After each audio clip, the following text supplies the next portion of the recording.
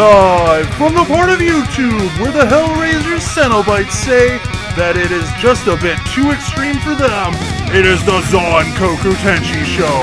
The show that continues to exist for no good reason. And now, here is your host, the man who's recorded this opening probably about 60 times and is sick and tired of it, Zankoku Tenshi.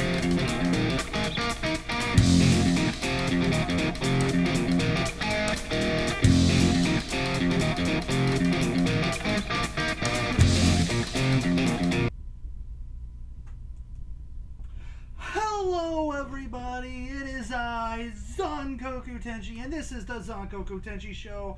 Oh my god, I am feeling horrible. What's up everybody?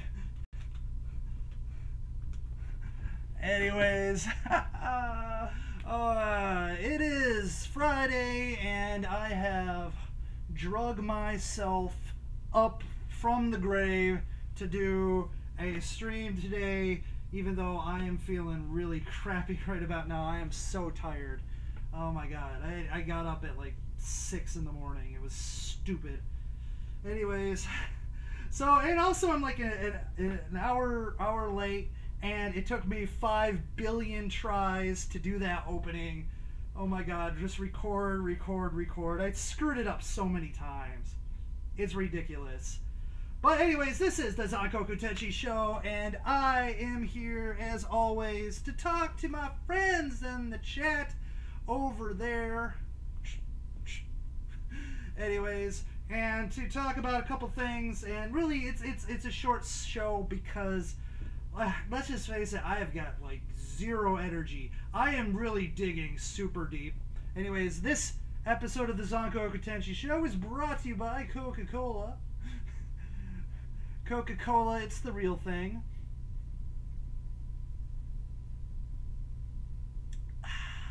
I'm just hoping that the caffeine and sugar will actually allow me to live through this whole situation. Anyway, so no, I'm not really sponsored, just in case, you know, legal reasons. I am not sponsored by Coca-Cola or any of its subsidiaries. Anyways, but as always, I have my tablet of doom, even though I really don't need it because I've got 3 little things to talk about. But yeah, everything's behind. I'm having a bad day. But hey, how are you guys doing? Are you guys having a good day? Hopefully you guys are having a good day. This week I had a birthday. Oh my god, I am so much more older than I was a week ago. And yeah, it felt like I've aged 10 years. And it's pretty depressing and pretty sad.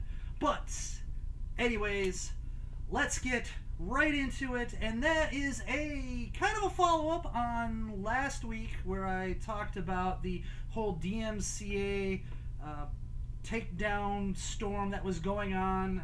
As a little bit of a recap, there was a issue with the game Star Mazer DSP, where the people who created the game, the company that created the game, and the person that they hired out to do music for, they have a little disagreement on their contract and terms and things like that. They parted ways with each other, and the composer person does not like the severance package, doesn't think they were paid their fair share, so they decided to take out their aggression by DMCA striking like tens and tens of channels, and so they so there's this gigantic controversy going on. So the update here is that the person who is the composer, I'm just gonna put their name out because it's public record now. Alex Mauer is the composer, and the people that she is having the dispute with, which is I think Imagos Software, they got a court to issue a restraining order against Alex Mauer, and part of the restraining order is that Alex Mauer needs to stop issuing DMCA takedown notices on videos containing music from Star Mazer DSP, and must rescind all other issued DMCA takedown notices for videos with content from Star Mazer DSP. And if Alex Maurer does not do that in a timely manner, then Alex Maurer will be in violation of, spoiler alert, what am I spoiling? What? There's nothing to spoil. This is all public mess. This is all public record. This isn't like a television show. I mean, it could be like a television show. But anyways, we'll be in violation of this court order, this restraining order, and we'll face legal punishment. So yeah, I mean, it's a big victory. Basically, all the channels that are having problems with Alex Maurer and Star Mazer DSP will now be vindicated. Unfortunately, for some channels that have already been terminated because of this, I don't know what their recourse is. They probably can get into contact with YouTube somehow by, like, you know, conjuring evil dark forces or something, because that's the only way you can really contact YouTube, is by summoning, like, the devil or something. But it's good news, because if Alex Maurer continues to issue DMCA strikes for Star Mazer DSP, then those people who get issued the strikes can contact the legal representation from for Imagos, and they can get the courts to stop this crazy, insane abuse of the DMCA strike system. So yay, the courts have actually done something good and positive. I know YouTube can't and won't, but I mean, it's just an example of you know, when people stand up for their rights, then good things can happen. And here's another good thing, and hopefully this will set sort of a precedent. I mean, it's not really a legal precedent, but it's out there in the ether, in the mainstream now. People will see it and go, okay, next time I want to issue a fraudulent DMCA takedown notice, maybe I should think twice, because I could end up getting a restraining order against me, and I could be facing all kinds of penalties. I mean, I think I know it's small right now, but I think the fine right now, because of the restraining order, is that Alex Maurer has to pay a $100 fine right now up front. I think it's $100, big deal. But I'm just saying, look, there's already a fine involved. Anyways, so I thought I would share that, because it's related to something I talked about last week, and it's good news. It's good news. It's a victory for free speech and fair use, and for doing things the right way. And I just hope that, I mean, if you look at this entire story from the beginning, Alex Maurer is having a very, very public mental breakdown, and I feel bad. This is also public knowledge. Apparently Alex Maurer was committed involuntarily for a few days for observation. I think Alex Maurer's family and friends kind of did this because they see that Alex is getting a little unhinged, or a little is really becoming unhinged with the death threats and the suicide threats. Really, you know, I think Alex really needs a lot of help. And unfortunately, after the period that Alex was held, they released Alex because, you know, they didn't seem that Alex posed a big danger to the community, and as well as Alex themselves.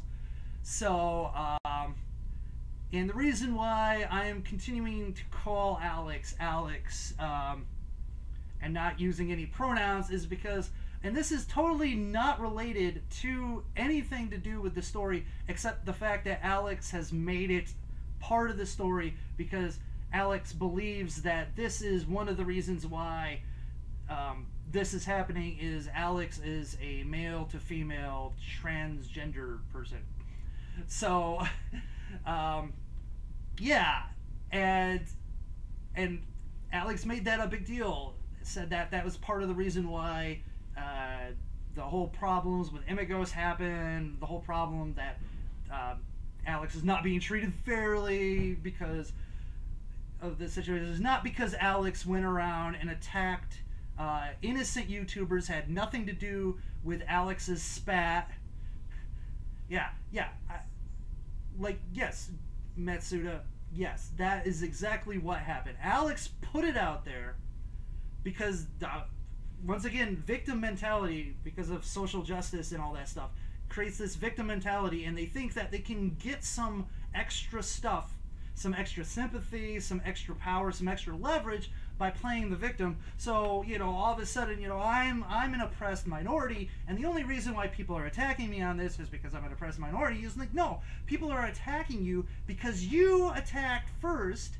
You took a bunch of people hostage, basically, and threatened them and said, hey, if you want this fixed, you better go talk to the people I'm fighting against and fight my battle for me. And it was wrong, and I'm very happy that the judge who has issued this restraining order saw that this is clearly an abuse. There is a dispute on who owns the rights to the music, and while that dispute is being settled, I don't think anyone who's making claim for those rights should be able to do what they do, issue DMCA strikes. They should wait until we know who the actual legal owner of the music is beforehand. But also, the fact is, you're dragging a bunch of innocent people in this. You're doing it out of spite, and it's ridiculous, and it's horrible. And I'm afraid because so Alex lawyered up, and yes, then there was this setback for Alex, which was to get this restraining order. And then apparently, now I've only seen like text message exchange, so I don't know if there was any conversations before this about whether or not Alex fired legal representation before this moment. But it seemed like, so the lawyer's like, okay, look, okay, this is bad, but let's get together, let's talk about it, let's go see how we move forward from here. And Alex is like, no, I'm not having any of it, and he's like, no, but we really should talk about this. And Alex is like, no, you're fired.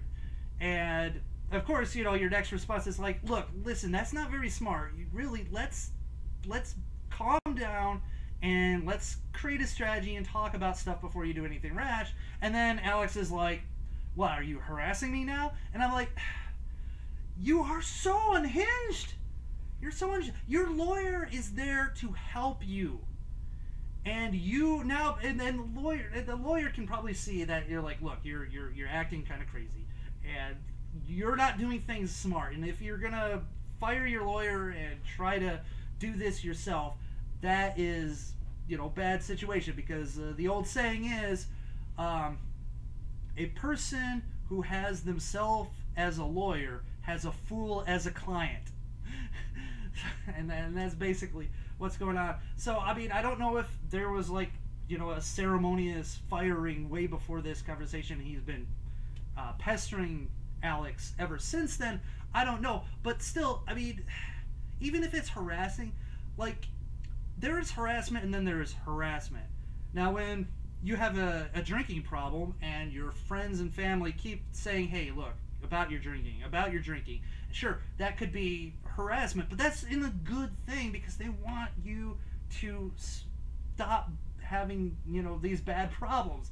And so they have to keep going to get you to finally see that you're having an issue. So anyways, I don't know, the whole thing is a big messed up drama, and I'm glad to see that the momentum is finally going the way of justice. And so hopefully it'll continue on. Hopefully, from what I've seen, the contract seems pretty clear that Alex was a work for hire and that all music property belongs to the company that that's making the game, and so I don't think Alex has a leg to stand on. That way, it's just sad. Now the thing that also is going on is Alex is still issuing DMCA takedown notices for other work that Alex has made. So other things outside of Star Mazer DSP can still be struck down.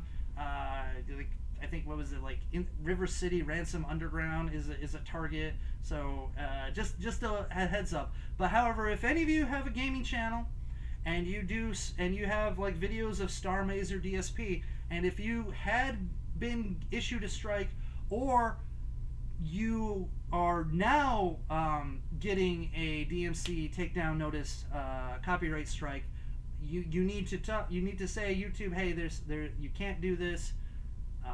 File your counter notification. Also get in touch with the lawyer. I don't remember his name, but check out Sid Alpha's channel. Sid Alpha has a video about this.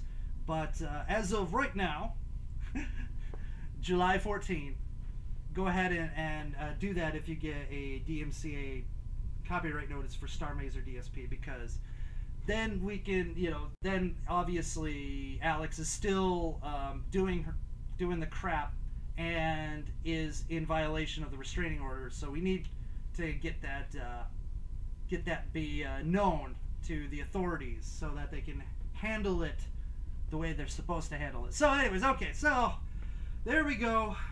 Long drawn out talk about Alex Maurer, brought to you by Coca-Cola Classic. It's the real thing.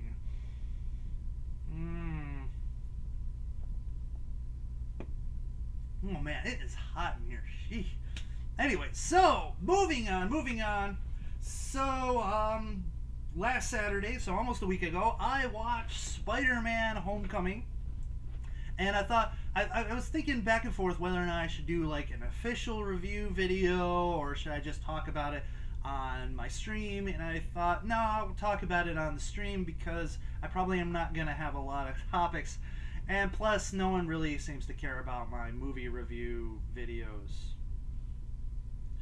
But anyways, Spider-Man Homecoming, what did I think? Well, first of all, let me tell you a little bit about it. Spider-Man Homecoming is basically about Spider-Man. It takes place after the events of Captain America's Civil War, where Peter Parker returns home and does his normal everyday life, going to school, talking to his friends. But after the final bell rings, he is out and about in the Spider-Man suit, trying to save the day, but really just kind of taking care of low-level crimes like bicycle thefts, giving old ladies directions, things like that. And this is going on for what seems to be like a week to maybe a couple weeks, I don't know, a couple months maybe, but he's starting to feel kind of like upset, because he is really ready. He's chomping at the bit to become a full-fledged Avenger, and he's just waiting for Tony Stark to give him that call and say, hey, we got this big thing going on, so we need you to suit up and go.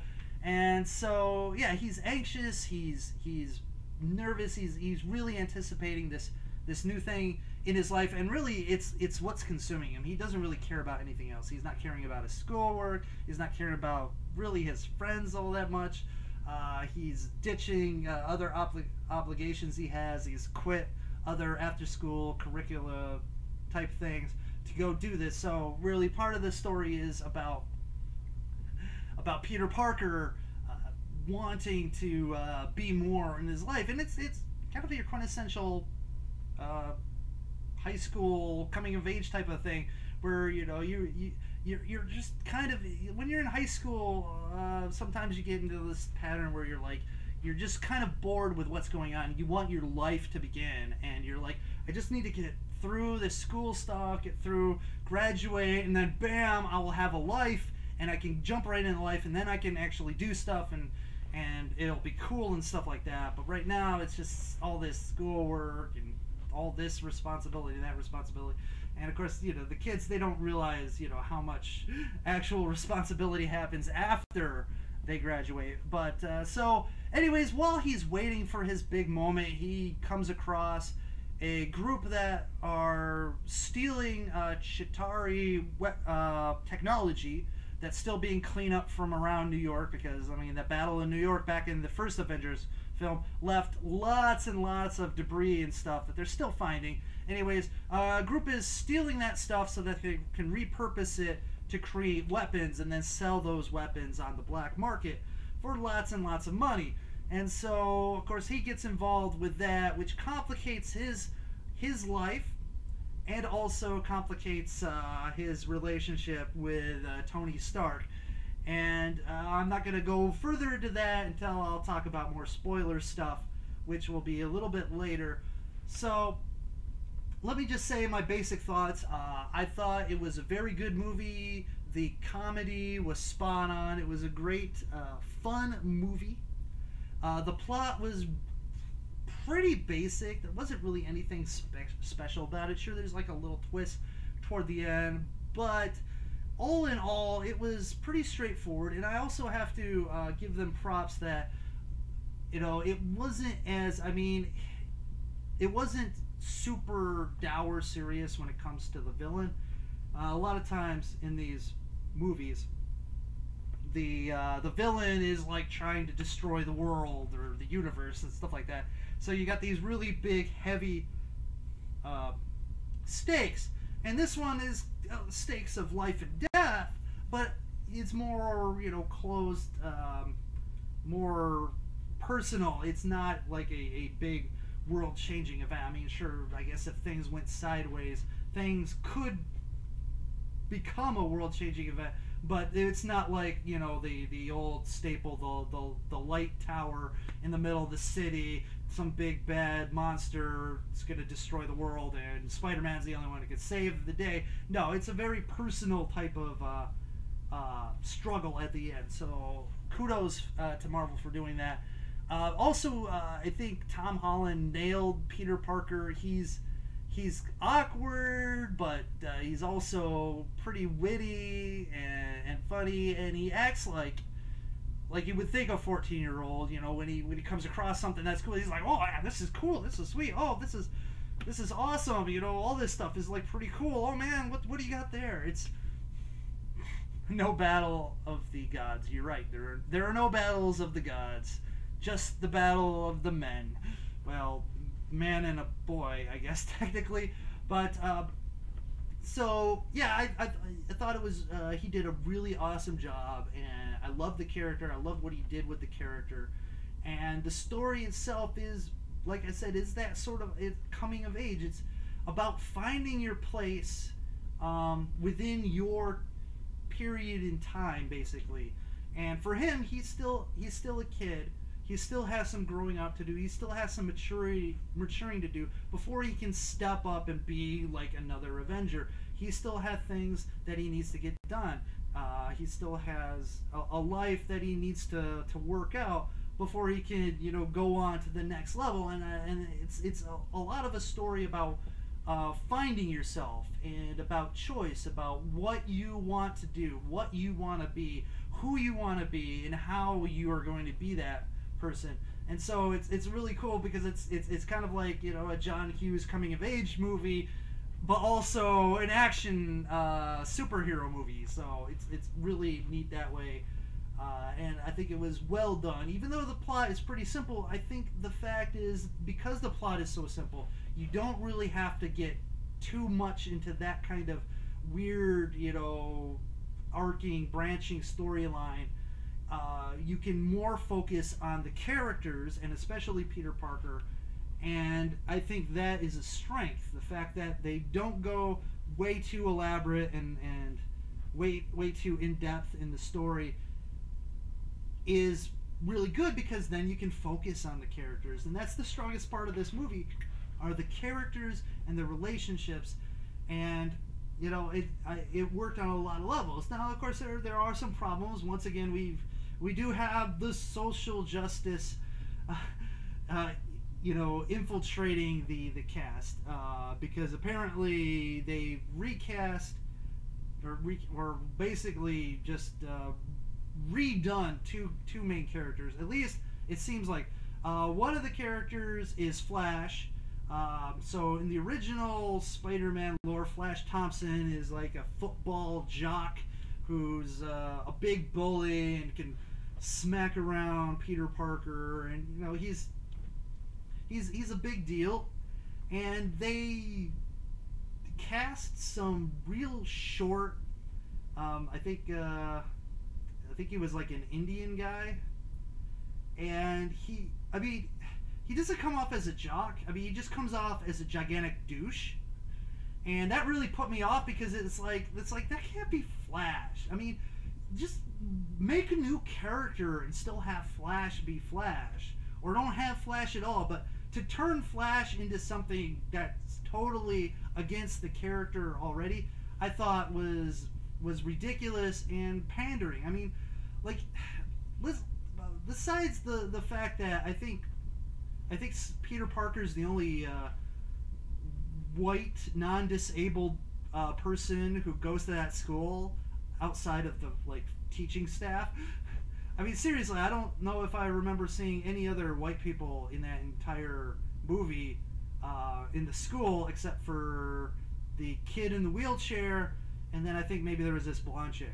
Anyways, the other person that they recast, at least, and this might be considered a spoiler, so spoiler warning. So there's this girl, and at the end of the movie, she says that her initials are MJ, which, you know, you think Mary Jane, you know, and you think redhead, you know, love interest of Peter Parker and Spider-Man. But the person, I think the actress's name is Zendaya. I guess she only has one name, so she's so much more important than the rest of us. She only has one name. I got two names, but she's got one. Anyways, she's a looker. I mean, she's pretty good looking. But like, the fact of the matter is, why? Why do you have to change the character? Like, make a new character. I mean, the first love interest of Peter Parker was an entirely new character, at least in my, you know, realm of understanding. I mean, it could totally be not the case. I don't know, but and that was fine. And you know, she's played by a 27-year-old, so a 27-year-old playing an 18-year-old, that's par for the course. You know, it's like 90210 all over again. But anyways, you know, she was fine. But the fact that they got this, you know, super diversity thing going, and then of course this character has to be talking about going to protests, and oh, they won't go to I mean, from her look in the movie, she looks like she smokes a lot of MJ. Yeah, probably. I mean, she seems like a stoner chick. That's for sure. That's for sure. And maybe that's the thing. But and they have this joke where they're at the Washington Monument, and the teacher's like said, like, why don't you go into the monument? It's like, no, I can't, you know, enjoy something that was built by slaves or something like that, or involves slave labor. And like the whole thing goes, well, I guess you can never go to Egypt because, you know, the pyramids. Yeah, don't go to Rome because the Colosseum. Yeah, I mean, pretty much almost anything like the seven wonders, man-made wonders of the world. A lot of them probably were built with slave labor. So I'm sorry, but I guess you're just gonna miss out on a lot of cultural history. Just for your snarky little joke. Ha ha ha. You know, the Washington Monument's bad. Like, I'm sorry, you know, it took me out of the moment, and also made me kind of hate her. I mean, she, you know, apparently she's kind of obsessed with Peter Parker because she seems to like be very interested in exactly everything that he's doing and what he's not doing and where he's going and stuff like that. But I don't know. I just hate it when they do that with characters. It doesn't seem natural. It doesn't seem like it's a natural creation. It just seems like a forced creation because they're like, okay, well, we need to placate to this group and this group, and you know, I find it stupid. If they would have just if they just would have been their own separate characters, not Flash and not MJ, I wouldn't have had a problem with it. In fact, I really didn't think about how little Yeah, she was a stalker, and if only we could all be that lucky to have a very attractive stalker woman who is also not psychotic. Because oh my God, psychosis would be bad. Because one of the old sayings, you don't stick your dick in crazy. Anyways, but yeah, it just felt bad because of that. If they were separate characters, it would have been fine. Like I said before, I didn't really even notice the lack of white people until I thought about it probably like a couple days later. I'm like going, I'm looking at like one of the cast photos and I'm going like, Spider-Man the only white guy in that high school? Now that I think about it, I think he was. My goodness. But anyways, so, you know, it was, you know, that part's kind of bad. But overall, the movie was very good. Overall, the movie was very strong. I liked it, and it's a good thing that this happened because it's going to show Fox that, hey, yeah, you can work with Marvel, and Marvel can help you make a good movie. And so maybe Fantastic Four, maybe X-Men, maybe you can start moving that stuff and working with Marvel more closely, and then we can actually get the full Marvel Cinematic Universe, where we have the X-Men part of the Avengers and Spider-Man, maybe even being able to cross over with Deadpool, which would be awesome. Spider-Man and Deadpool, come on. Fox, look! See, you're going to make money, and it's definitely going to be more money than failed projects and horrible movies. So, you're going to make money. But Fox is too proud to do that. No, it's Fox is a business, first and foremost. And what businesses understand is money. And when I mean, you know, once the bottom line becomes apparent that doing this, working with Marvel, having the characters being able to cross over is good business, Fox will make the right decision. Because in the end of the day, Fox has to make money, and if they create a couple more failures, like for instance, if the Dark Phoenix, the X-Men Dark Phoenix movie tanks, then you know Fox is going to be really struggling. I mean, look what happened to the Gambit movie.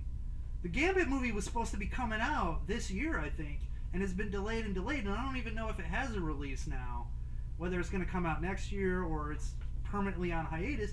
But there's the thing: if you are investing all this time and money for stuff that is, in the end, not generating you any revenue, you got to start thinking long and hard. Hey, we need to do something with these licenses. We pay good money for these licenses. Okay, maybe we should share the pot with Marvel, because in the end, you know, when you make a $400 million film domestically, and you know, nearly $1 billion internationally, I think half of that is better than having, you know, 200 million regularly and maybe 400 million internationally to yourself. I mean, like, if you get to $1 billion, and I know it's probably not even a half split, it's more like a 60-40 or 70-30 type of thing, maybe.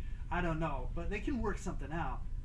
You know, you put $1 billion franchise out there, you know, that's a lot. That's a lot of money to be leaving on the table. I don't know. I think it would be. You mean Magic Mike 3? No.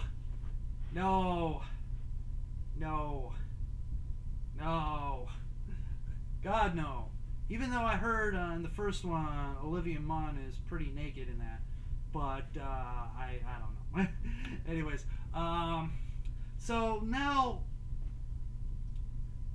I don't know if I should really talk about spoilers, because I don't know, like the stuff That spoilerish, I don't think really has much bearing on what I think about the movie and whether it's good or not. The movie is great, and the spoiler stuff is more like Easter egg stuff, more like what could happen with a future Spider-Man movie.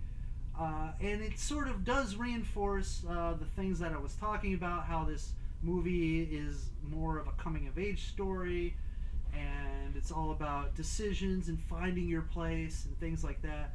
But just talking about the spoiling, spoiling whatever happens in the movie really just reiterates those points, and so I'm not really gonna have to talk too much about that. I will have to say that even though there wasn't a lot to the character and there wasn't a lot for that character to do, I think that the I was gonna call him the Scarecrow. My God, oh my goodness, I'm so bad. No, I think he's like the Falcon, right? The Falcon or the Condor or whatever. The Birdman. Anyways, Michael Keaton's performance. For what he had to do, I mean, he didn't really have too much to do, but I think I enjoyed his performance. I enjoyed his character. I enjoyed him in and out, and the way they made his character was great, because they had a character that you can kind of relate to, because he worked construction or whatever, demolition, anyways, and he got the contract to clean out a bunch of the Chitauri mess after the first Avengers movie, and he mortgaged his home to get extra equipment and stuff like that. Got the all the crew together, and then the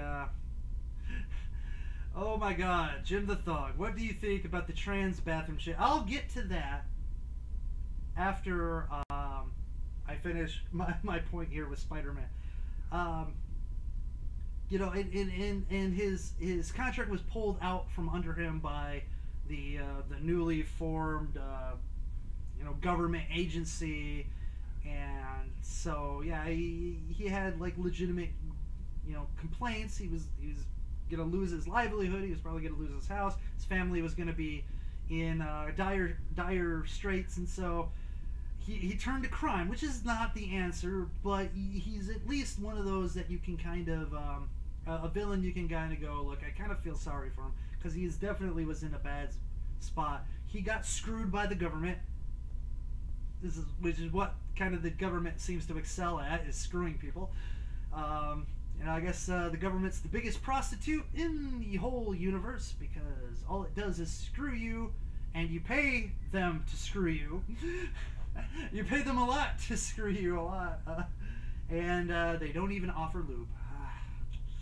Anyways, but yeah, so I thought the character definitely was a more relatable character. The fact that it wasn't, world domination. It was just someone who wanted to get paid, who thought that they were owed something, and they found like the sort of shortcut into what they were doing. Like Dracula. I mean, yeah, Dracula was a victim, but then he was also a victim of himself too, because, I mean, in a world like Dracula's, where you decide to throw down against the almighty God, you're probably going to come out on the losing end of that fight. And I'm saying this, the world full of vampires and werewolves and mysticism. I mean, sure, you're a powerful guy, but you can't eat garlic. You can't go out in the sunlight, or really depends on what lore. I mean, you can go out in sunlight, but you're very weak, or you just, turn into a fucking matchstick when you go out, or you sparkle like diamonds, and then everyone questions your sexuality. Anyways, but I enjoyed Michael Keaton. I liked him. He's a very likable actor, and maybe his villain isn't as menacing, because you see Michael Keaton, you're like, no, underneath it, he is a decent guy. And I think Like, and maybe now, like, I could say something on the spoiler. At the end credit scene with Michael Keaton, I think it reiterates that, hey, you know what? Michael Keaton might have said, like, he wanted to kill Spider-Man. He might have actually killed him if he had the chance. But I think, in the end, Michael Keaton's character was an honorable person. It's like, you know, Spider-Man did this, and you know what? I'm going to respect him for that, and I'm going to, you know, keep his... Keep some secrets because of that. Anyways, but there you have it. Spider-Man: Homecoming, very good Spider-Man movie. I mean, I probably liked it better than the first Spider-Man, the Sam Raimi one. I mean, Spider-Man 2 were both pretty good movies in their own right. Spider-Man 3 shit the bed, and then I didn't even watch the 2 Spider-Man reboots with Andrew Garfield. I heard the second one was an absolute train wreck, and not even in an entertaining type of train wreck way, just like a crap train wreck. Like, the train was literally filled with shit, and then derailed, and then the shit just went all over the place, and the smell, and you're like, oh god, get away. Anyways, but no, this one very good, and I'm looking forward to seeing more from this Spider-Man, Tom Holland's Spider-Man, and see what's going to come next. I'm really excited. I'm happy with what happened with this movie, so that's good. So that's me talking about Spider-Man 2. What'd you think? Leave a comment in the comment section, whatever. Anyways, and so now we're going back to Jim the Thug. He's got himself yet another politically charged, controversial question. And it is, what do you think about the trans bathroom shit? Oh my god, oh my god.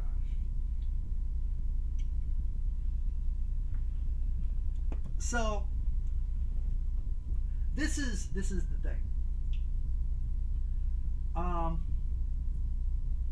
What, and this is the question that I would ask. So before we had like any kind of laws or even talk of laws about stuff like this, what bathroom were trans people taking shits in? I mean, if you're you know, passable as one sex or the other, I don't think anyone really cares or even notices that you went to whatever bathroom. In fact, I have been on trips with people, and I have gone all over many places, and I have witnessed women coming into the men's bathroom because the women's bathroom was completely occupied or whatever, and they didn't care. They didn't care. They're like, we have to piss, we have to take a dump, and we're gonna go here, and if you guys don't like it, well, whatever. You know, and you know, the guys for the most part were like, you know, oh, okay, but whatever. I mean, there was like we were, for high school, we were touring Texas with the band, the high school symphonic band. I played saxophone, and there was this rest stop, and I kid you not, the toilets had no doors. Like, there were like you're sitting out in the open to take a shit. I mean, you literally, people could see you taking a shit. There was no stalls. I mean, there was just toilets, no doors or whatever. And because you know, it was a bunch of high schoolers, some of the girls were like screw it, I don't care. We need to go. We need to go to the bathroom. We can't wait. There's like 1,000 people in line for the women's end. So they went in, and of course, the guys who had to like drop trowel were embarrassed, and the girls who had to drop trowel were embarrassed, and they sort of like kind of looked but not looked and whatever and things like that. Whatever. It's a situation, you know. When you have to do something, you have to do something, and I don't really care, you know, what bathroom you use, as long as you don't, you know, screw around with anybody. Like, for instance, when I'm standing at the urinal, you know, I don't care who it is next to me, guy, girl, who's a mutsit, as long as they're not doing anything fucking stupid. Like, for instance, I am just as pissed off if, like, a guy comes next to me and pisses on my shoe, as if, like, you know, some girl tries to back into the urinal so that she can stand up piss. I don't know. I would be like, and she peed on my feet because of that. I'd be like, hey, what the? Seriously, what the? Don't do that crap. I mean, honestly, I'd probably be amused at like at what the person's trying to do, backing into the urinal, being like, what the hell are you? Oh, you have no. You're one of them. Okay, well. That's weird. Can I take a video? No, just kidding. Just kidding. That would be creepy. Don't take videos inside restrooms. That'd be bad. But like, for how many years before we even talk about laws and stuff like that, have people been going to whatever bathroom that they're comfortable with? And I don't think why the government needs to get involved. If a store, a private institution, a private business wants to either say, hey, it's our policy that if you have man parts, you gotta be in this bathroom, and if you have lady parts, you gotta be in this bathroom, that should be their right, because it's their building, it's their facilities, it should be their policy. If the company says, no, whatever you feel comfortable, go wherever, then that's their right too, and that should be public, so that if, for instance, you are uncomfortable with someone coming into a bathroom that, you know, and you know that their policy is that, you can say, well, maybe I won't use that bathroom, maybe I won't go shopping at that place. Baka and Test has a whole joke about this. Well, I mean, you know, it is definitely ripe for comedy, the situation, because it's kind of ridiculous when you think about it, because it's like, I mean, like when people shit in the woods, does it matter if they're a man or a woman? No. I mean, most of the time it's against the law in public, but like, you know, you're out camping. There are some regulations, I guess, depending on your camp, but generally, no. It's just you find yourself a private space and you go do what you need to do, and you're not supposed to be. When you're in the bathroom, you're not really supposed to be interacting with other people. I know it might be different for women. But for guys, you're not really, you know, I mean, you barely make eye contact with someone. You know, someone might say, hey, you must say, hey. But you're not really, I mean, for the most part, unless you're, you know, at an employee bathroom and you're all employees and you know each other, you can talk about some stuff. But most of the time, you know, you're there to take a piss, to take a dump, and then get done and out of there. And you don't want to spend any more time than you have to, because it's a public place. It smells. It's probably not been cleaned in a week. It's just it's not like your home. It's not. So, but to say like the government should be involved in it is ridiculous, because it's not a violation. Like, a violation of your rights would be, well, I mean, still, I don't even think it's a right, because there are public places that are private companies, like some gas stations don't have bathroom facilities.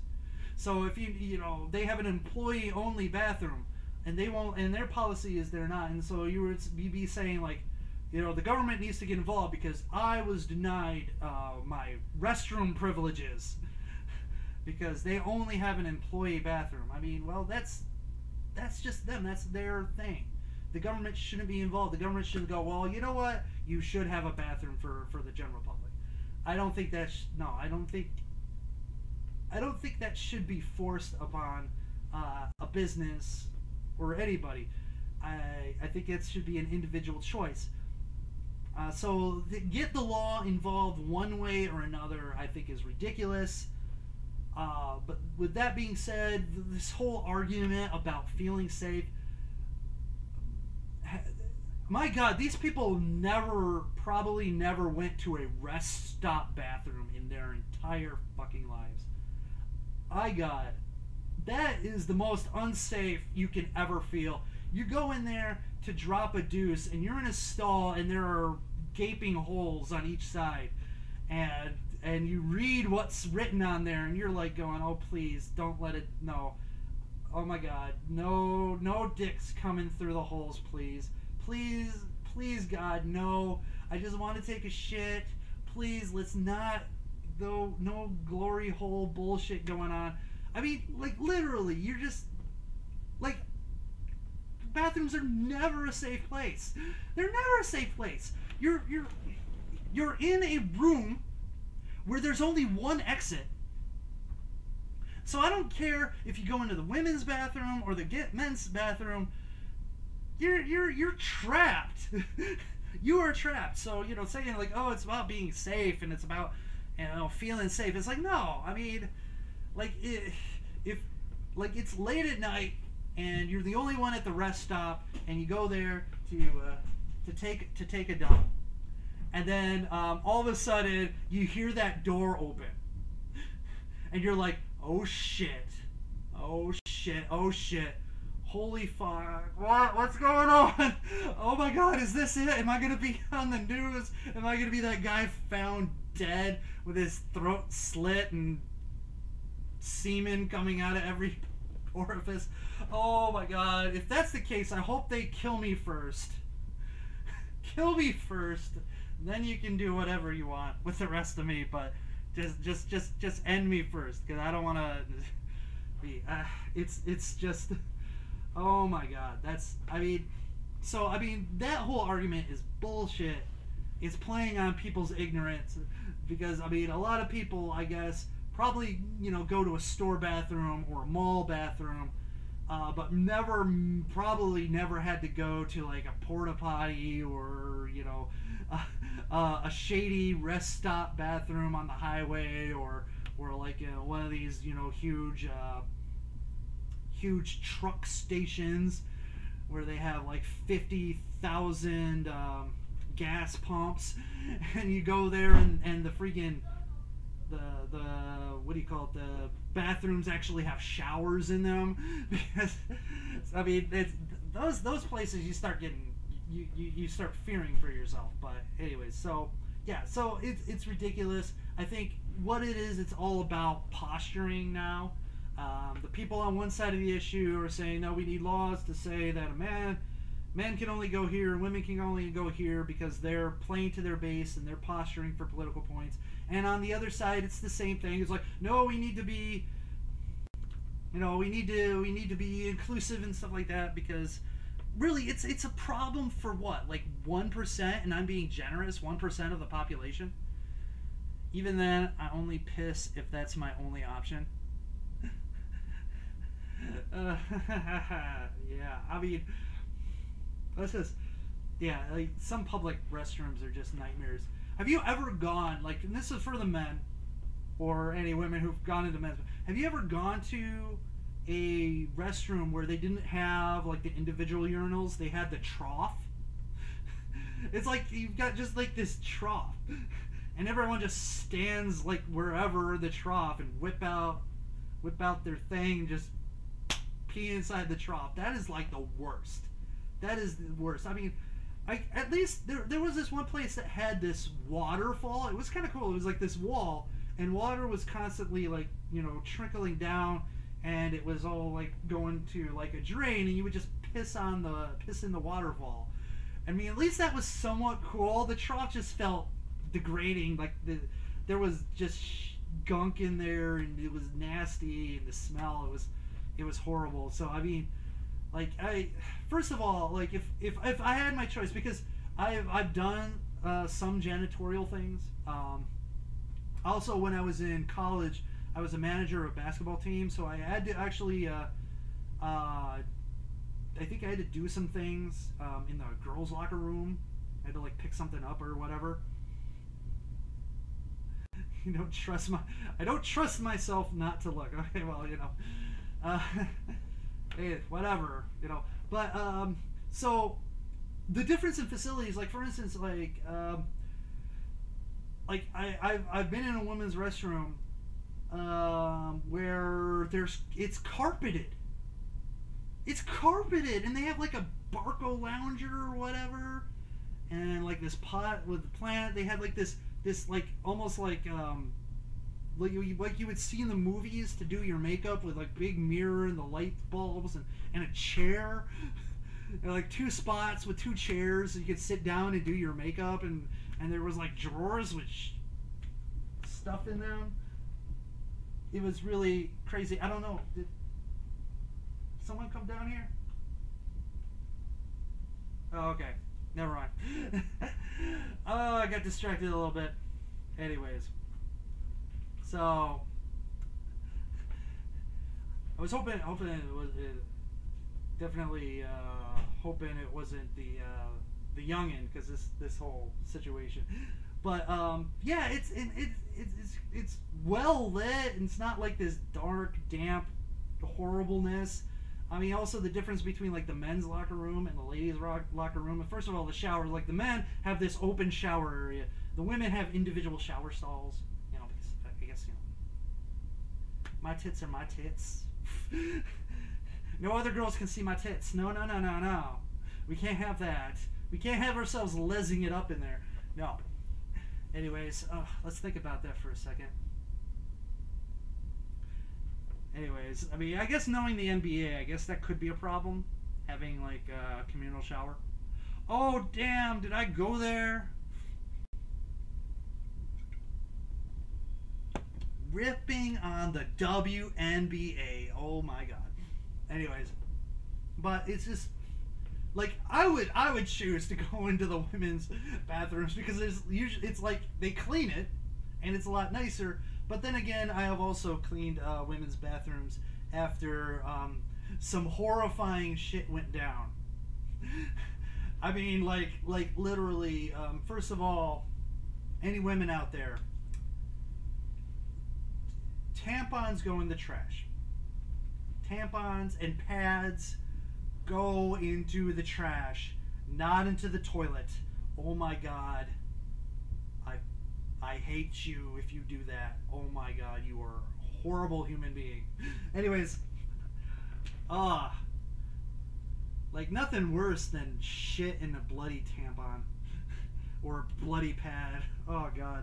So maybe I take that back. Maybe they're not clean. I mean, they do. I think they get cleaned more often, and generally they're cleaner. But oh my God, there's some horror stories that I can tell you. Holy crap, it's ridiculous. But that's where I stand. Like, I honestly don't care as long as you behave yourself in the bathroom. Then whatever. Just don't be shocked if you have a beard and you go into the women's bathroom. You have a beard and you're wearing a tutu. Don't be all like, oh my God, they're staring at me. Like, of course they're staring at you. You have a freaking beard and wearing a tutu, and you look ridiculous. You might think you look good, but you look ridiculous. And honestly, you don't be all like, oh my God, people are staring. Like, look, they're gonna stare. Whatever. Go take your shit and get done and get over with it. I mean, it was just the same if for instance, I like had like a big piece of hair sticking up. I didn't realize that, and people were staring. And you know why they're staring? It's not because I'm a horrible person. It's not because I'm like a freak. No, it's because I got a piece of hair sticking out, and it's not normal. And like I said, like 1% of the population, and I'm being generous, have this type of, you know, wannabe trans whatever. So it's such a small little portion. I don't know why we have to even make such a big deal about it, because again, once I said, it's about posturing, political posturing, and virtue signaling and things like that, and playing to your different political bases, when we shouldn't be giving a crap unless, you know, something happens. But I mean, you could get raped in a bathroom regardless of whether a trans person can go in there or not. I mean, if someone wants to rape someone, they're gonna do it. And just because like the woman escaped into the ladies' restroom, I mean, it's like the guy's like going, I'm gonna rape you. Oh shit. She went into the ladies' room Now what am I gonna do? I guess I'm gonna have to wait for her to get out because I can't go in there to rape her. No, I mean, like, if you already made the plan that you were going to break the law, what, bathroom etiquette probably is not the next thing on your mind. So whatever. Yeah, lols. This was quite the topic to get into, but hopefully that was an answer that you can understand there, Jim the Thug. But anyways, so so we talked about transgender bathroom stuff. Yeah, awesome. So moving on. The final topic of the day, and I think the caffeine's getting me. I thought also the interaction, I guess, putting me on the spot, kind of awoke me since I was feeling very tired, but I'm starting to fade again. Anyways, so the final topic of conversation is, I talked about this last week. I watched the first episode of the Castlevania series, and now that I've watched the rest of it, which was only 3 more episodes, seriously, why couldn't it be like 12? I wanted it to be 12, but hey, that's a preview of what I'm thinking about. Anyways, my thoughts on the Castlevania series from Netflix, and I really liked it. I liked the fact that they're taking lore from some specific lore from the games. They've got a little bit of Symphony of the Night going. They also have what it looks like they're making making the plot based on Dracula's Curse, Castlevania 3. And I really like that because you've got Trevor Belmont, you got Silpha Beldanes, and you've got Alucard introduced. Oh, spoilers, sorry. Yeah, if you haven't had time to watch 4 episodes, then, you should be smacking yourself on the face. But I'm still waiting for Grant Dynasty? His character to be introduced, but I guess that's going to be the 2nd season. Yes, they've already said that they're going to have a 2nd season, which is great. And it almost seems like Netflix did this as a kind of like, hey, we're going to do an experiment. We're going to have like a very short first season, see how people like it. And if they really like it, then boom, we're going to do the 2nd season. Which is kind of a shame, but it's also a smart move. And Grant Matsuda. That's you? Is that the Japanese name of I don't know. I don't know if that was the Japanese name of the character Grant or whatever. I don't know. But yeah, sure, it was you. Why weren't you in there? Which episode are you going to show up? Season 2, episode 3, season 2. Anyways, I don't know. Just kidding around now. But I liked it. The animation was great. The story was fun. I kind of like the characters. I like the fact that Trevor's kind of like a rogue. He's got that kind of Han Solo-ish vibe to him. His family name has been put through the mud, and he's just kind of like, whatever. These people, turn their back on my family after all my family's done for them, so I don't owe them shit. But okay, I still sort of have a conscience, so I'm still sort of gonna try to like help people out.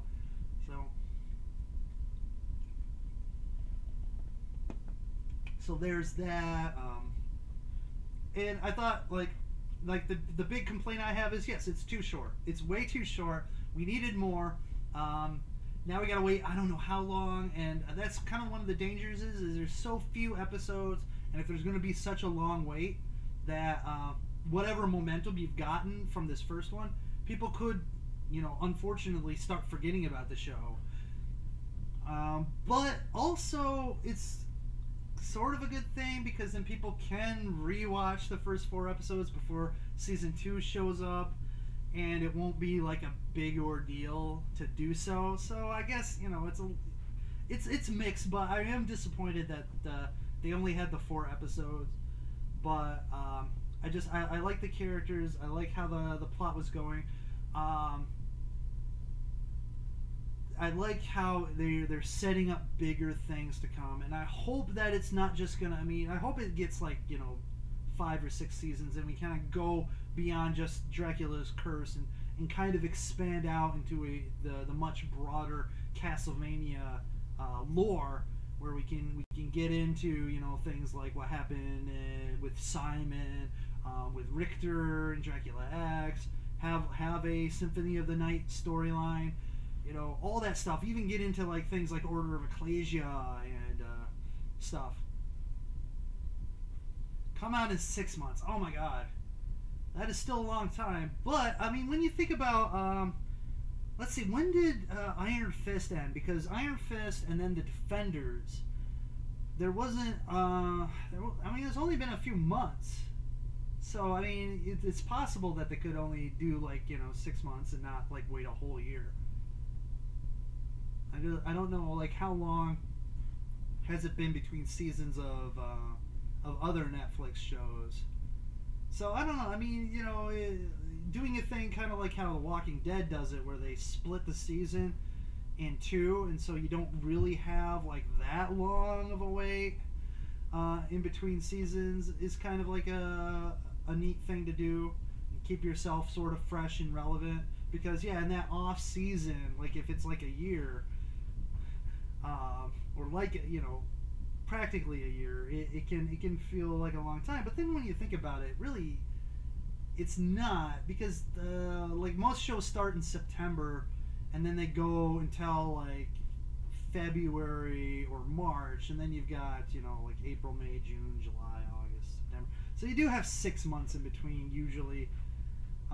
So I guess it feels like it's a year. It feels like a long time. So I don't know, especially nowadays where you've got like this on-demand stuff all over.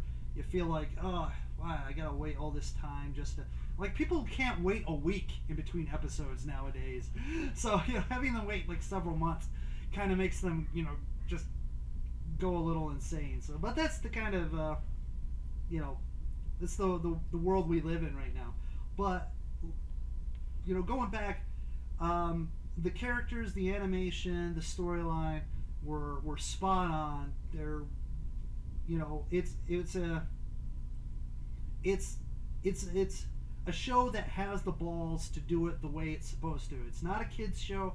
It's got lots of gore. It's got foul language, and I'm just waiting for the topless harpies to show up, or topless Medusa. It's like, if Netflix, if you F that part up, man, I'm gonna lose all respect for you, because But would you rather have sex with a woman who has smallpox, or a woman who got sprayed with Agent Orange?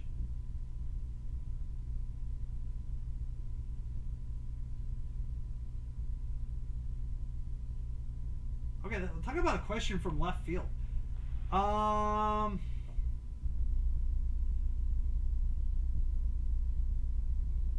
Agent Orange.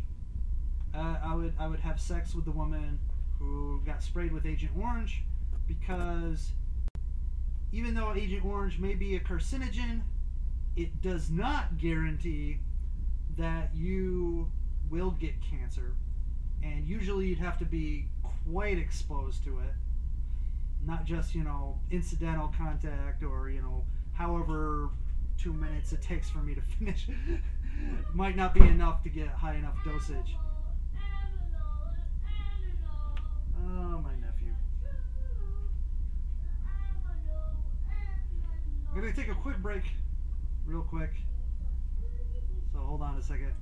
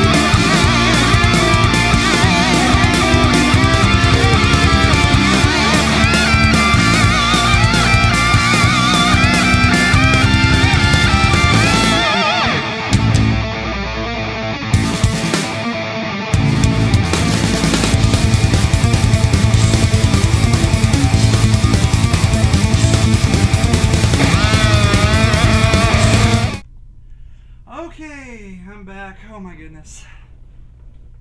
It never fails. It never fails. Every time someone's gotta show up.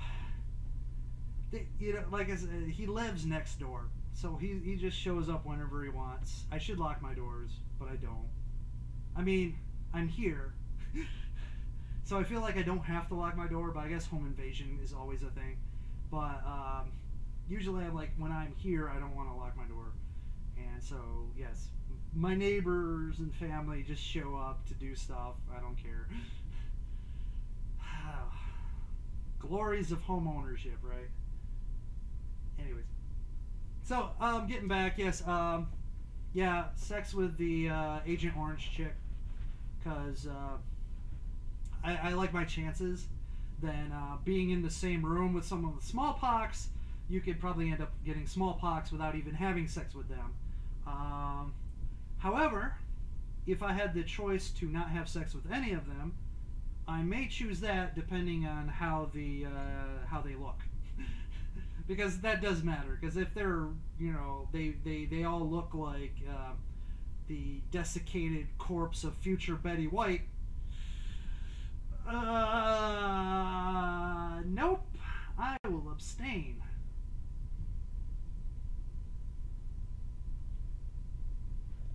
But that was a very weird question. They look very good. Well, yeah, then Agent Orange chick. Yeah, definitely Agent Orange chick. There's no, I mean, that's the least risk. That is definitely the least risk. And let's be honest. You can always just take a shower. She can take a shower. You can just bang her in the shower or whatever. You know, it's. I don't think there's enough exposure there to be as risky as the smallpox thing. So I don't know. I don't know, Jim. Who would you choose? Did you choose smallpox or Agent Orange chick? I mean, the smallpox thing is neat because then you get to go to quarantine. That's awesome, and you might die. But what did you think of the reason why Dracula summoned the demons?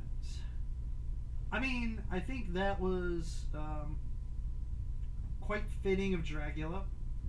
I mean, having your see, Agent Orange. See, we're on the same page.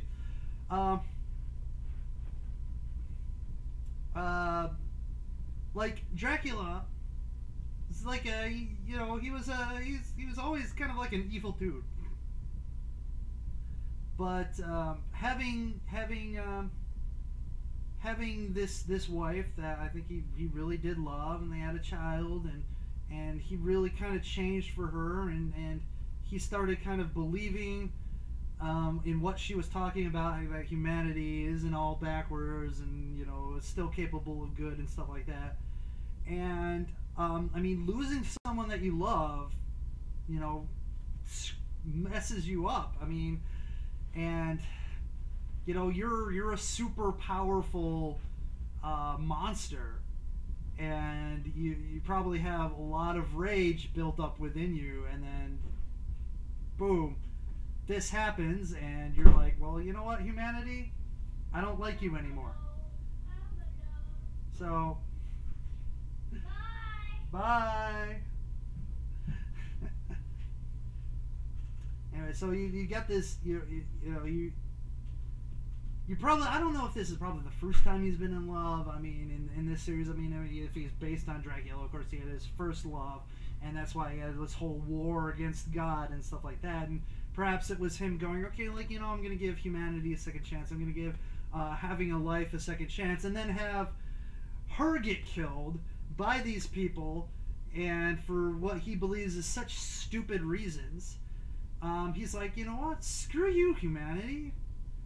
You know what? I gave you a chance and you blew it, so I'm gonna summon my demon hordes to make you suffer as I've suffered by having your loved ones killed in front of you and eaten and your babies devoured, and you know, I mean, so yeah, I think it definitely gives him a little bit more depth as opposed to just being this evil guy whose castle appears every 100 years and he wants to, you know, rape and pillage.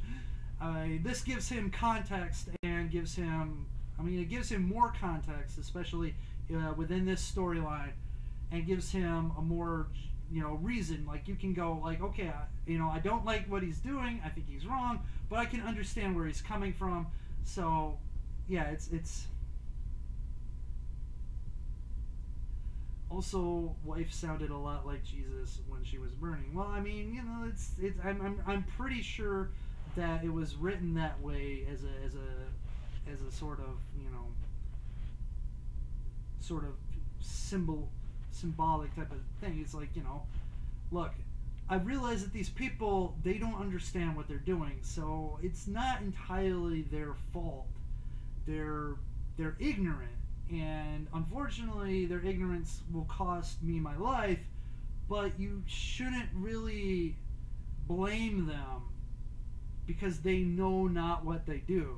And I think that's, you know, that's a very powerful thing, and it probably shows, you know, how great a person she was, by, you know, not saying, okay, you know what, I was wrong about these people, they are complete backwards, inbred, redneck, hillbilly bastards. No offense to hillbillies and rednecks, I'm just using that as an example, but, you know, these guys are horrible. Yeah, Drax, go kill them. In fact, why don't you save me from this pyre first, and then go kill them? You know, I mean, she could have easily, you know, anyone, you know, facing death could just easily just turn and go, hey, you know what? I was wrong. You guys don't deserve life. You guys are a bunch of, you know, fuckheads, and I hate you all. But she was very forgiving, and so, I mean, I think you needed her to be like that for Alucard to be the character that he is.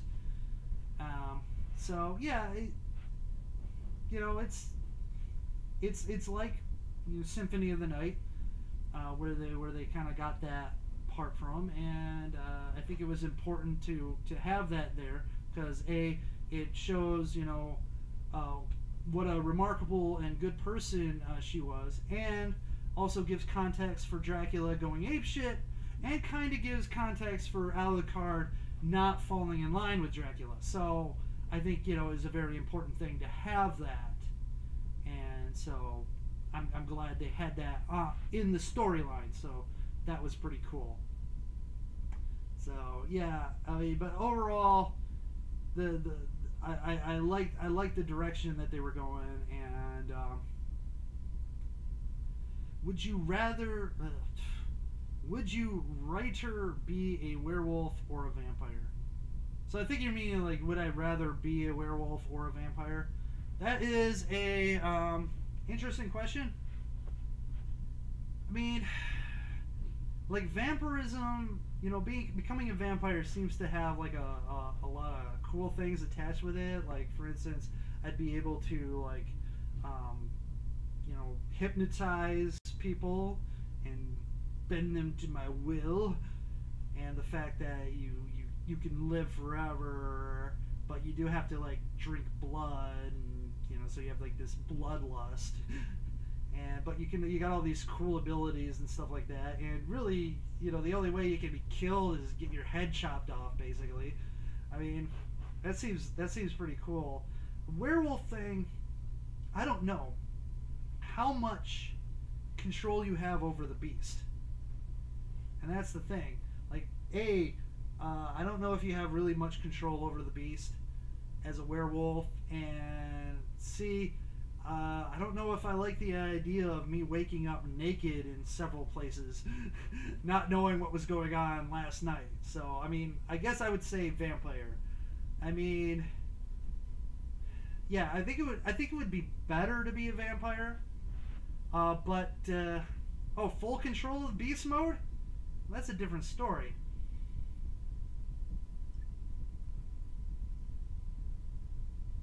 I think it would be morally easier to be the werewolf, because if you have full control, then you can choose whether or not you can kill someone. I think it's a lot harder for a vampire to fight the bloodlust, to fight the thirst. I mean, I've seen like movies and stuff where, you know, the vampire, you know, he gets like raw meat and stuff like that, or that ridiculous one where you can drink pig's blood. I don't know if that would work. I think you would need human blood, and I think it would have to be fresh human blood, and you'd have to kill people. So morally, yeah, I think the werewolf is a better choice. I'm not sure if this werewolf, if you still have the immortality, or you still die like when you're 100, whatever. But you can only be like murdered by silver bullets, which, you know, is pretty rare. But yeah, I mean, it would be cooler to be the vampire, but it would suck morally because you're basically an evil murderer at that point. Being the werewolf, you don't have as much cool things you can do. I mean, you can turn into a werewolf. I mean, I'm sure that there might be some women who would be impressed by your wolfness, if you know what I mean. And that could lead to some interesting nights and stories. But you don't really have anything like cool except that you turn into a wolf. I mean, when you're a human, you don't really have the super strength or anything like that. So, and also, one of the things that also kind of like, I mean, like, I would choose werewolf just because of the moral implications, but based on like things like what was it, An American Werewolf in London, and some of the other werewolf movies, that werewolf transformation seems very painful. And I mean, I guess maybe you'd get used to it perhaps after like a couple of years, but man, like every full moon you're just like like, or I don't know, it just seems like a very yes, you live forever as a werewolf. Well, okay, I mean, I guess you live forever, but man, that transformation is painful. And I mean, I guess you could get used to it, but I mean, it would suck. I guess every time it would suck. Maybe suck a little less, but I mean, you can't do as much cool stuff as a werewolf, but at least you can have a conscience and go, the only thing that I kill when I'm a werewolf are deer and bunny rabbits. And when I kill deer, I actually go to my local DNR and get a kill tag first. They go, hey, you using, is it rifle or bow? And I'm like, claws. The only peer hunting with your claws. Anyways, I don't know. But yeah, I mean, werewolf. I mean, if I could be guaranteed that I could live as a vampire and drink pig's blood that's pre-canned, and I don't have to kill anybody, then maybe I choose vampire, because you do get a lot of cool stuff with vampires, and chicks seem to dig vampires for some reason. I know it's because of the mind control, I know, but I don't know. But yeah, I mean, werewolf as it stands, yeah.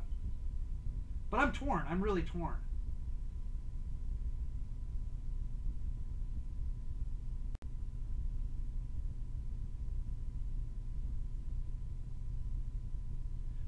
Well, yeah. I mean, it's supposed to hurt, but the problem is that sucks. That sucks because it's like you're like every time you change, you're like, oh god. I mean, do you like just like steal a bunch of morphine and like, you know, just shoot up before it happens so you're set? I don't know. It just, but yeah, it just that's the thing that I would like not want to look forward to, is the transformation.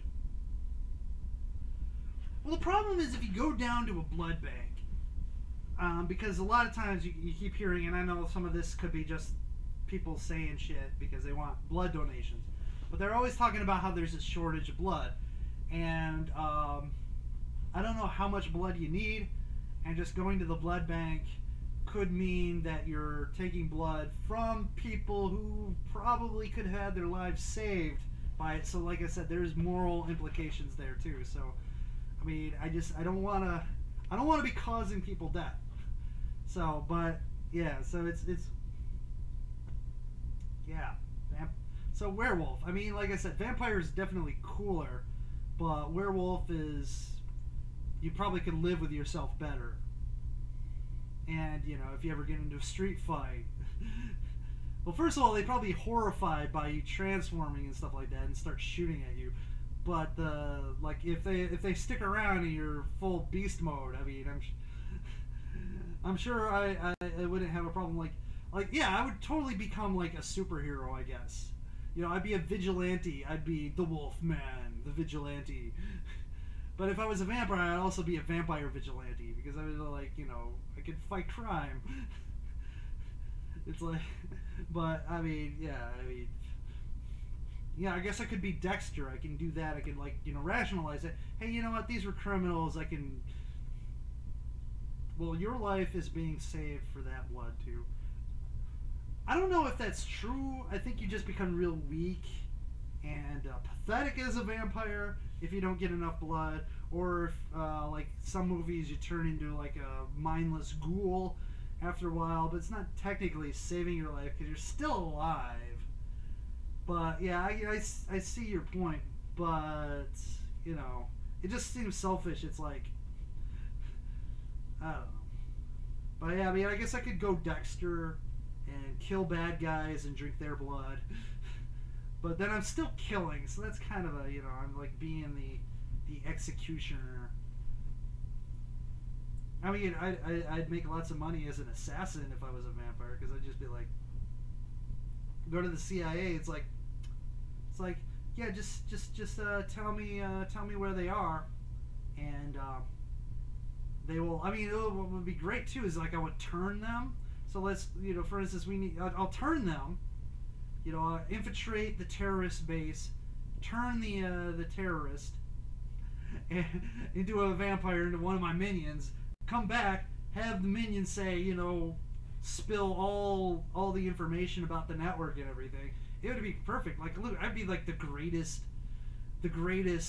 spy monster, anti-terrorist operative ever. But you know, I'd have to, you know, kind of put that moral thing aside. You know, be all like 007 license to kill type of stuff. Definitely probably be easier. So, I mean, yeah, there's some, I mean, there's things you can do with either one. It's just, you know, I think I'd be more comfortable emotionally with werewolf. Even though, if I could tweak it just right, I would definitely like to be the vampire, because the vampire, like I said, can do all kinds of a lot cooler things and seems like a lot less painful. But then thinking about it, I do like garlic, and I don't know if like vampires can eat regular food anymore, and so that would be upsetting to me, because I do like garlic, I do like pizza, and I do like steak. So yeah. So I mean, werewolf. It'd just be so much easier, you know, as the werewolf. So okay, high level wizard or high level fighter on top of werewolf and vampire.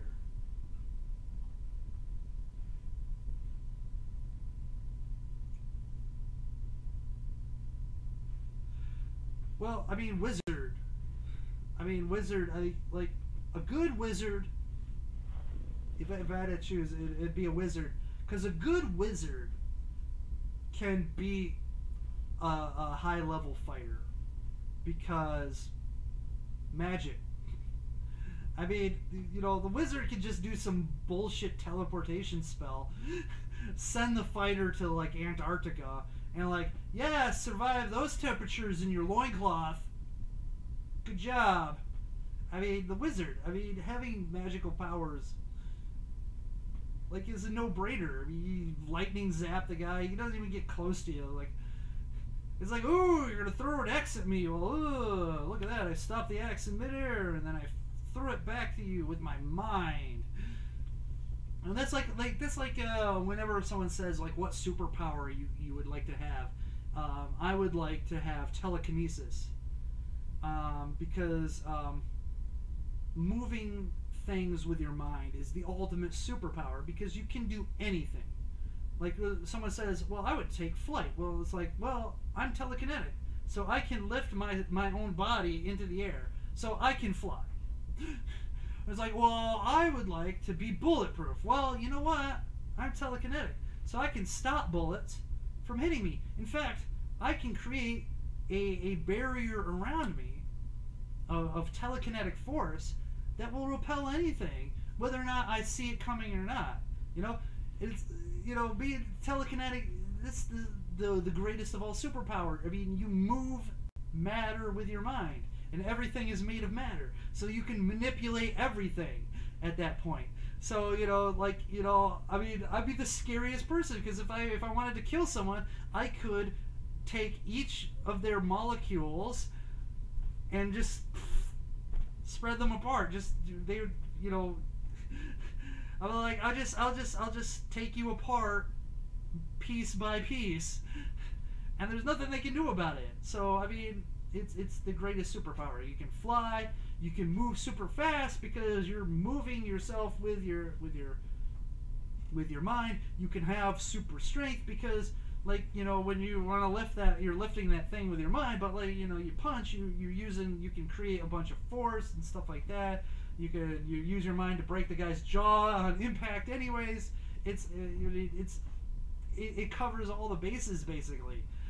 Like invisible, you can use your mind to bend the light around you, and therefore you are invisible.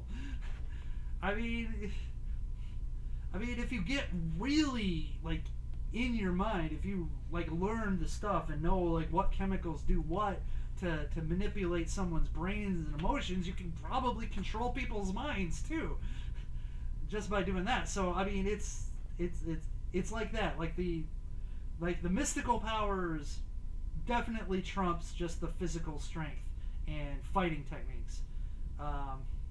You know, you just have to make sure no one gets close enough to you that they can hit you before you can cast your spell. But that's like the same thing. You know, I think if you're a wizard, you can cast a spell of strength on yourself so you can become strong. You can cast a spell of agility on yourself so you can be agile. And so, yeah, you can trump a high-level fighter with a high-level wizard. The wizard just has to have the right spells, but, you know, if he's high level, of course he should have the right spells and everything. So, yeah. So that's. So, anyways, so I think that's the end, really, because I stopped. I finished my all on par with reality warping. Well, I mean, if there's actually a substance to space-time, then yes, like if you're, you can maneuver objects with your mind, you could probably warp reality. And of course, magic. Of course, you can warp reality with magic. So yeah, that's the thing. So, anyways, but yeah, all is supposed to be almost. Yeah. Yeah, but man, I'm out of Coke. Shuckles. Anyways, I think that's gonna be the end, because I've covered all my topics, which was the whole the next stuff in the DMCA apocalypse, and I talked about Spider-Man: Homecoming and Castlevania, and also talked about like transgender bathroom issues and freaking, what would you be, like werewolf or vampire, or what girl do you bang, the diseased smallpox riddled girl, or the one who was splashed with Agent Orange? I mean, my goodness, I should just get you guys to come up with the topics, because those are definitely some crazy ones. But yeah, I think I'm gonna end it here. It's getting there. Getting close to 7 p.m. where I'm at anyway. So, and yeah, I just losing my buzz from the caffeine, so I'm starting to get a little tired again. And it was great talking to everyone. Everyone in the chat. I'd like to thank Grant Matsuda, Jim the Thug, Lols1, 21 Yol, and yeah, I think that will be it. And I will see you next time. Hopefully next week. Hopefully I'll be feeling a lot better. Except the problem is I'll be working that week, so I won't be on vacation. So I'd be like So I don't know. You're gonna have to like recover from working now. I gotta recover from my vacation, then I gotta recover from working, and I don't know. Anyways, but hopefully everyone on the internet, you guys stay sexy, and I will see you later. Bye.